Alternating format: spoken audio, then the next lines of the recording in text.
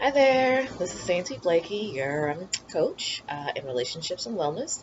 And today, for Soul Growth Wellness's video, we're going to talk about the never ending argument. And you know exactly what I'm talking about, where you just can't seem to reach a compromise, you can't seem to understand each other, and it just goes on and on and on, depending on what level or place you are in your relationship. Sometimes that could be something that's happened for a few months, sometimes it can be something that has happened for years. But I want you to first know that you are not alone, that you and your partner are definitely not alone in the consistent need to have an argument about something that is going on in your life. Something where you're feeling unheard, where you're feeling as if there's no remedy, that there's no closure, that there's no conclusion, that there's no restitution, or anything of that nature in terms of your relationship. So, since it's pretty ubiquitous, it's also something that I'd like to mention is something that happens in relationships with us as human beings, which I think is pretty obvious. Um, Competing interests, wanting something that is different from someone else, necessarily means that you're going to have conflict, that you're going to have disagreements, and you're going to have to figure out ways to get around them. Some of the examples that I can think of are off the top of my head. Couples deal with where they're going to live, what careers they're going to have, even mundane stuff like who takes out the trash and who does the laundry, who's cooking that evening, or even big things like issues with intimacy and affection, dealing with one person's libido being much higher or lower than the others, or how to deal with each other's relatives, from mother-in-laws, father-in-laws, sisters, brothers, cousins. There's just a lot going on in terms of the things that can crop up in your everyday relationship that cause that never-ending argument, where you really can't seem to figure out a way to come to some sort of resolution that works out well for the both of you all. Um, and it's really obviously that's an unfortunate characteristic of the human relationship and romantic relationships, but it's not something that can't be overcome, and it's also not something that doesn't allow for an ability to grow the relationship stronger. Because when you all face those challenges with each other, it's an opportunity to learn and grow with each other. And there are a couple things that I'm thinking of that would be really helpful for dealing with the never ending argument. And the first one is reciprocal compromise. Compromise obviously gets a really dirty rap a lot of the time, but the idea of reciprocal compromise is that you all agree to give each other something. So, if for instance it's a situation with household duties, maybe 2 weeks out of the month, one of you all does most of the household duties, the other 2 weeks of the month, the other one does the household duties. This is reciprocal compromise. You all are giving back to each other and making an agreement for it. So that's an example of reciprocal compromise, and it works really well because it ultimately helps people feel heard, listened to, and also feeling like they're getting equal treatment in the relationship, which is really important because oftentimes the never-ending arguments are also about power trips, wanting to be able to have the most dominance and the influence in the relationship.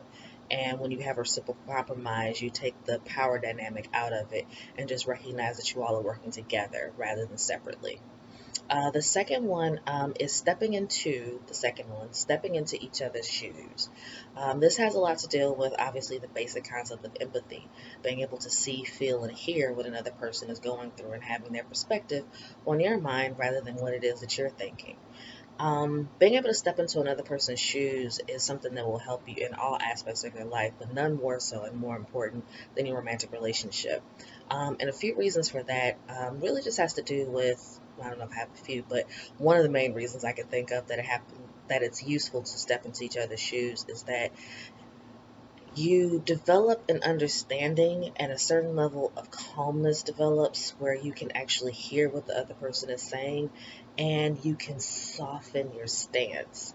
I mean, there are obviously things that you have to do in terms of relationship or personal boundaries, just in terms of being able to protect yourself and, not lose yourself in the relationship. There's obviously the I and the we, but there's definitely the idea that they should not be totally separate, but they should not be completely intertwined either, because that gets into codependency, and that's another video for another time.